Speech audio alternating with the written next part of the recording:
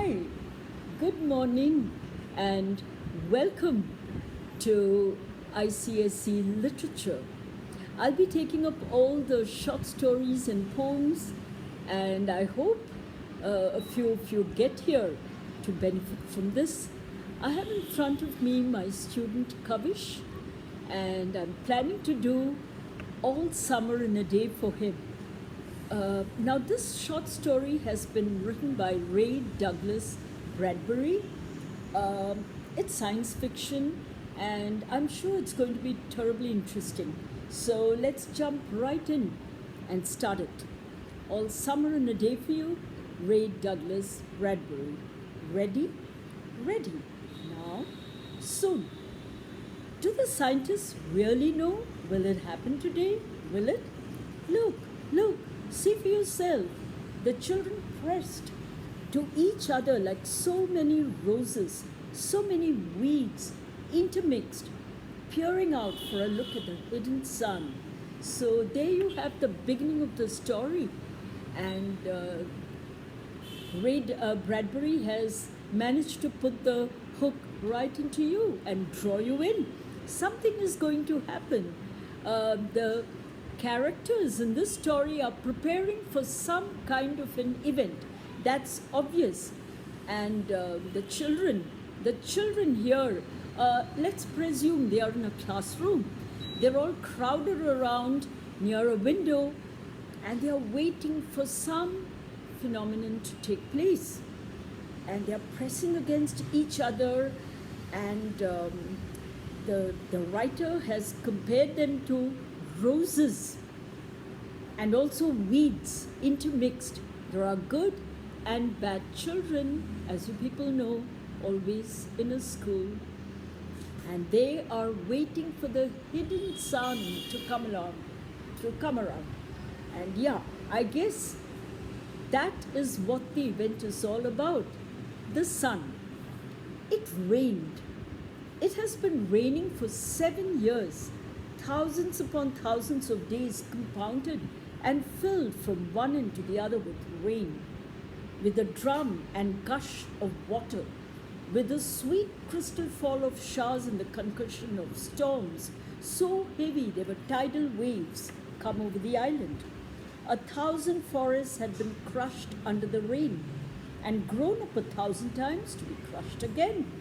And this was the way of life forever on the planet Venus.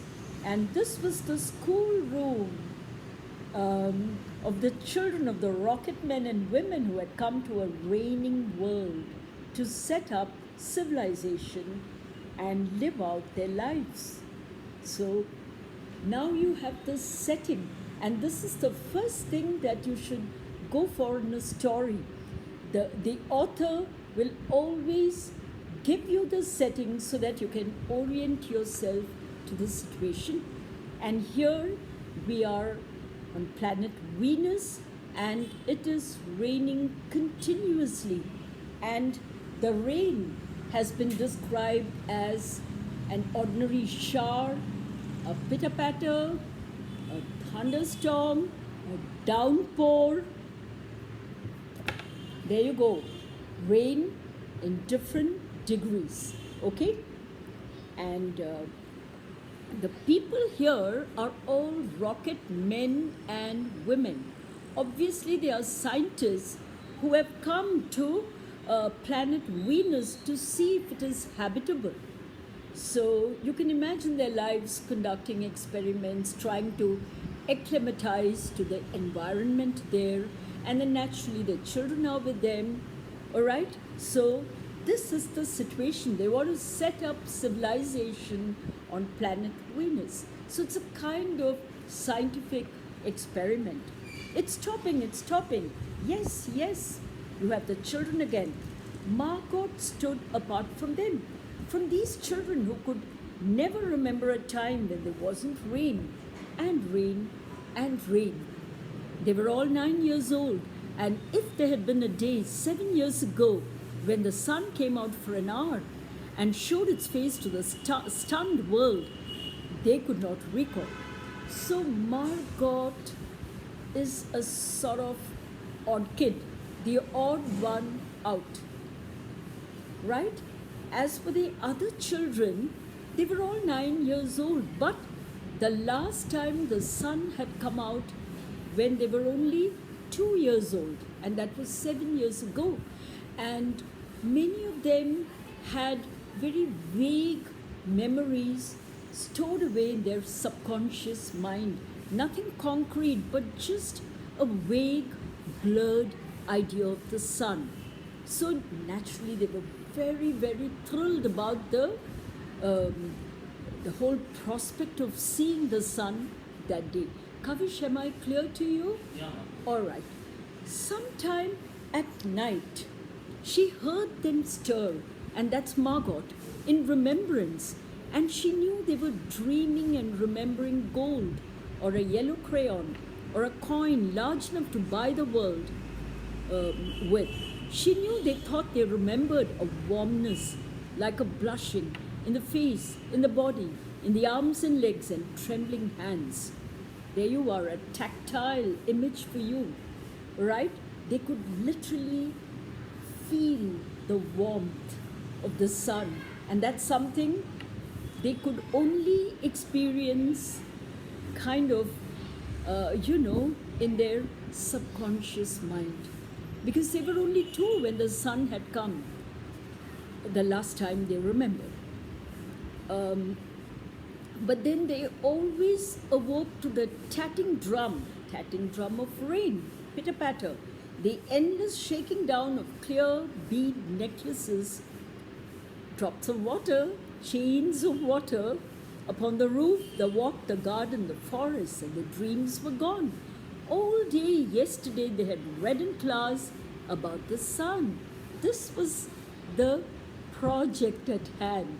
They were going to experience the sun the next day, and it's natural that the teacher would get them to find out more and more about the sun and about how like a lemon it was and how hot. And they had written small stories or essays or poems about it. I think the sun is a flower that blooms for just 1 hour. Now I would really give these 2 lines a lot of marks. So beautifully written, this rhyme.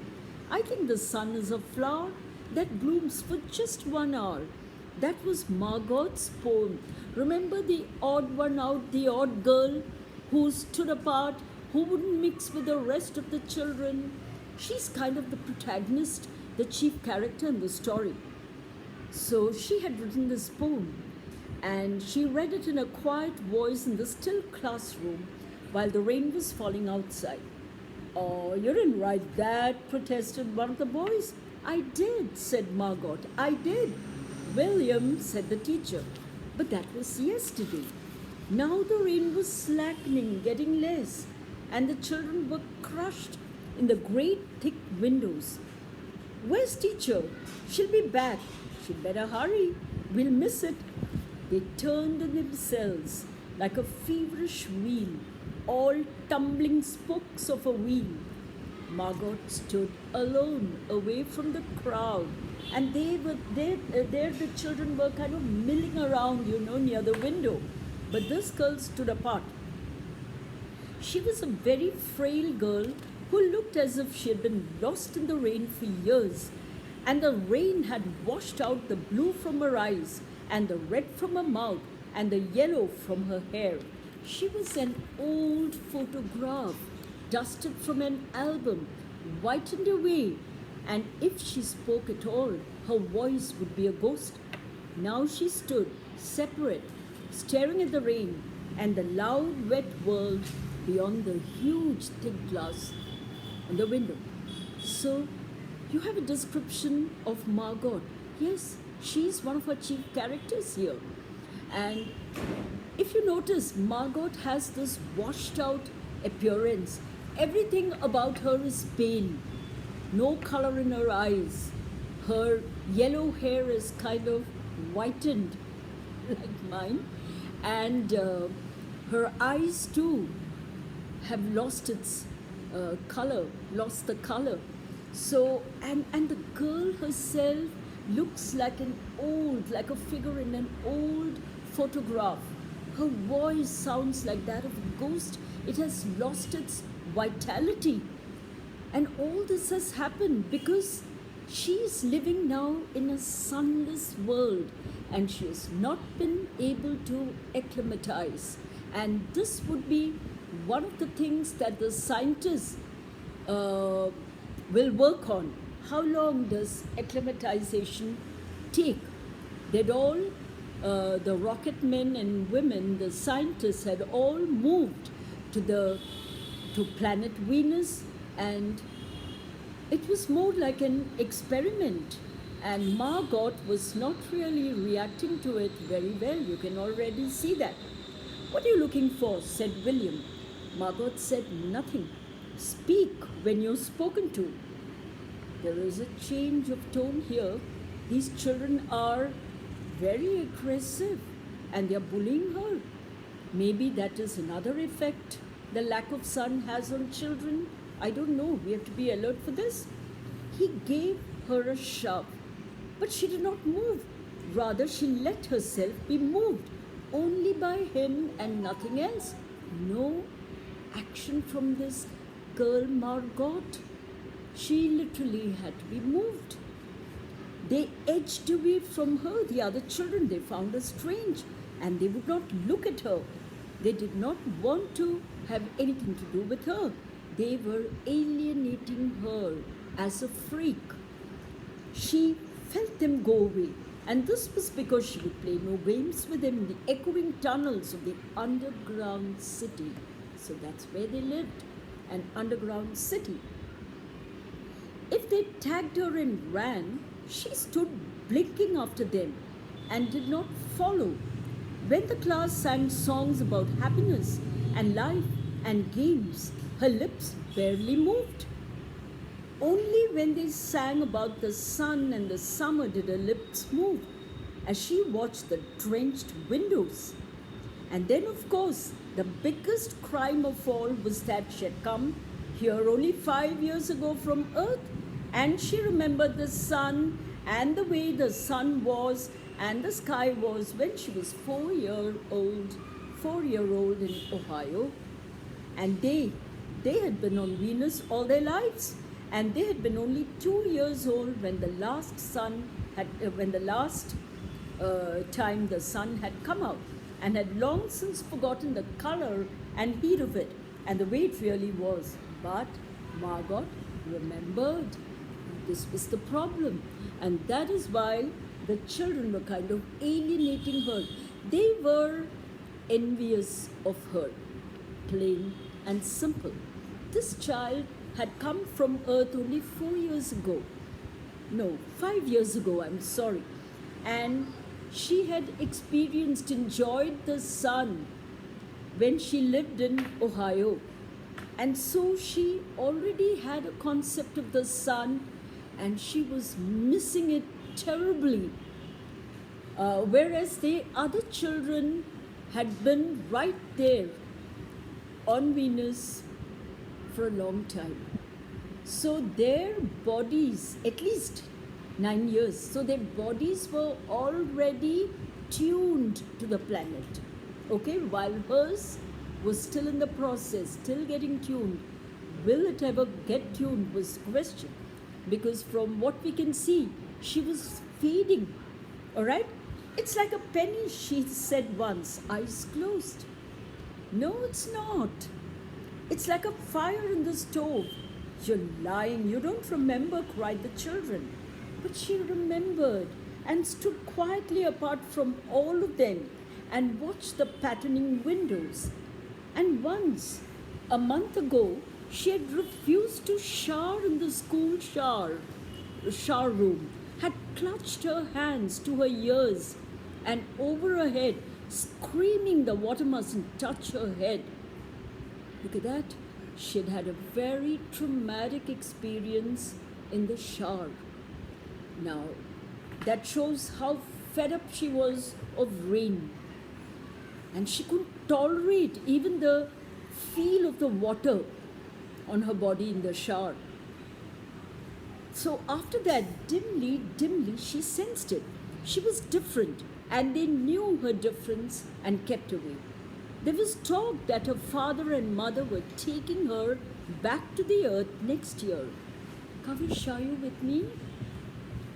See, the father and mother, they were going to take her back to earth because this poor child had not adjusted to planet Venus. It seemed vital to her that they do so, though it would mean the loss of thousands of dollars to her family. It was really important for her to go back to earth, or perhaps she was not going to survive. Alright? So it was going to be financial loss for her parents, but what had to be done had to be done. And so the children hated her for all these reasons of big and little consequence. They hated her pale snow face, her waiting silence, her thinness, and her possible future. Get away! The boy gave her another push. What are you waiting for? Then, for the first time, she turned and looked at him, and what she was waiting for was in her eyes. Well, don't wait around here, cried the boy savagely. You won't see anything. Her lips moved. Nothing, he cried. It was all a joke, wasn't it? He turned to the other children. Nothing is happening here today, is it? They all blinked at him, and then understanding laughed and shook their heads. Oh, but, Margot whispered, her eyes helpless. But this is the day. The scientists predict. They say they know the sun. All a joke, said the boy, and seized her roughly. Hey, everyone, let's put her in a closet before the teacher comes. My God, they were bullying her. This is a proper bullying act that goes on in schools. I don't know how many of you have experienced it, but it's quite horrible. I did once when it was very long ago back in school. I'd moved to a new school and I couldn't get adjusted to that. And I still remember one tall, huge girl, terrorizing me every day because I would go home for lunch and she would tell me, bring back. And each day she would give me a fancy item to eat, fancy fast food item. And I would come home to a vegetarian lunch and she would have asked me for chicken burger or whatever. And my mother and my grandmother and the rest would faint at home if I asked for a chicken burger. And I would tremble on the way back to school and I would be so scared of her. And one day she cornered me in the toilet and she threatened me so badly and kind of wrenched and twisted my arm. She said, tomorrow you don't bring it. I'm just going to push you over the balcony. And that's it. And the next day, all I could get for her was a banana. And after that, for a long time, I even skipped school. I was so terrified of her. So that's a kind of effect bullying has on you. And these people are now going to bully this poor child. They searched about her, caught her up, and bore her protesting, and then pleading, and then crying back into a tunnel, a room, a closet, where they slammed and locked the door. He stood looking at the door and saw it tremble from a beating, and throwing herself against it, they heard her muffled cries. Then smiling, they turned and went out and back down the tunnel, just as the teacher arrived. Ready, children? She glanced at her watch. Yes, said everyone. Are we all here? Yes. Ironic question. The rain slacked still more. They crowded to the huge door. The rain stopped, and so sad for Margot, who was shut up, locked up in the closet. And look at these children. How spiteful could they be? They couldn't be more vicious. It was as if in the midst of a film concerning an avalanche, a tornado, a hurricane, a volcanic eruption, something had first gone wrong with the sound apparatus, thus muffling and finally cutting off all noise. all of the blasts and repercussions and thunder, and then second, ripped the film from the projector and inserted in its place a beautiful tropical slide which did not move or tremble. Wow, what happened after the rain stopped? The first thing they experienced was the fantastic, deafening silence. You can imagine how good it felt.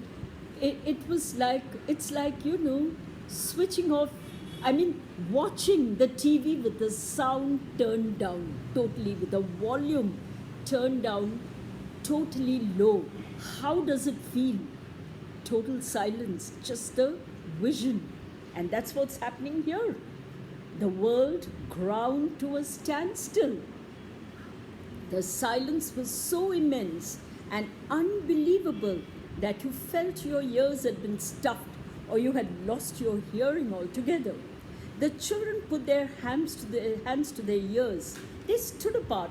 The door slid back, and the smell of the silent, waiting world came into them.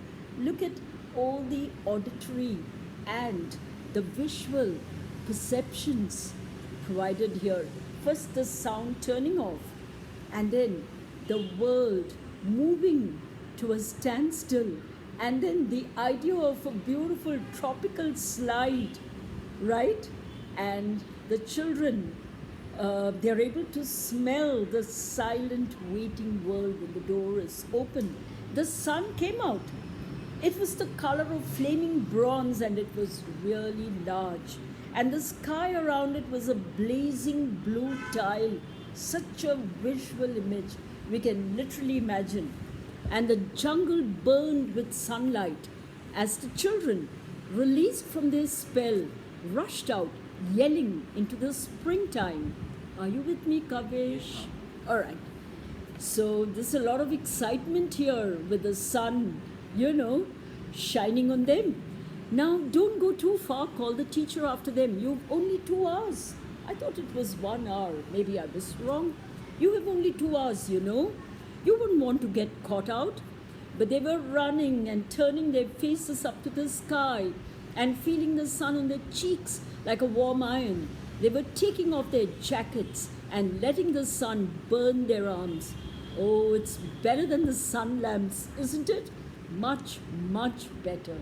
Wow, these kids are out in the sun and they can feel the warmth.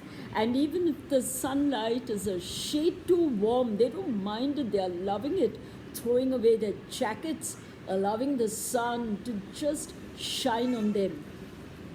They stopped running and stood in the great jungle that covered Venus, that grew and never stopped growing tumultuously.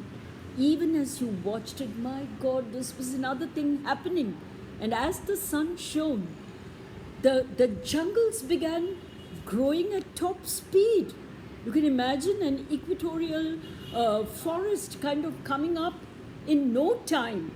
And that's what happened here. The vegetation literally hugging the sunshine. It was a nest of octopi clustering up great arms of flesh like weed, wavering and flowering in this brief spring. It was going to be a very brief spring of 2 hours. And look at the picture drawn, the metaphor of the octopi here with its arms, with their arms, right, waving it about. It was the color of rubber and ash, this jungle, from the many years without sun. It was the color of stones and white cheeses and ink, and it was the color of the moon. Not much of color, a little washed out, but look at the vigorous growth. And that was the kind of vegetation there, really taking advantage of that sun. The children lay out laughing on the jungle mattress and heard it sigh and squeak under them, resilient and alive. They ran among the trees. They slipped and fell. They pushed each other. They played hide and seek and tag. But most of all, they squinted at the sun until the tears ran down their faces. My God, they've become so active, running among the trees, falling, picking themselves up, pushing each other, playing hide and seek. You can see their happiness and trying to look at the sun till tears ran down their face. They put their hands up to that yellowness, the yolk like yellow, and that amazing blueness, and they breathed of the fresh air and listened to the silence which suspended them in a blessed sea of no sound and no motion. It was such a welcome change to them, with no sound and not much motion. They looked at everything, they savored everything, then wildly, like animals escaped from their caves, they ran and ran in shouting circles. You see how animated sunlight is making them. They've come alive.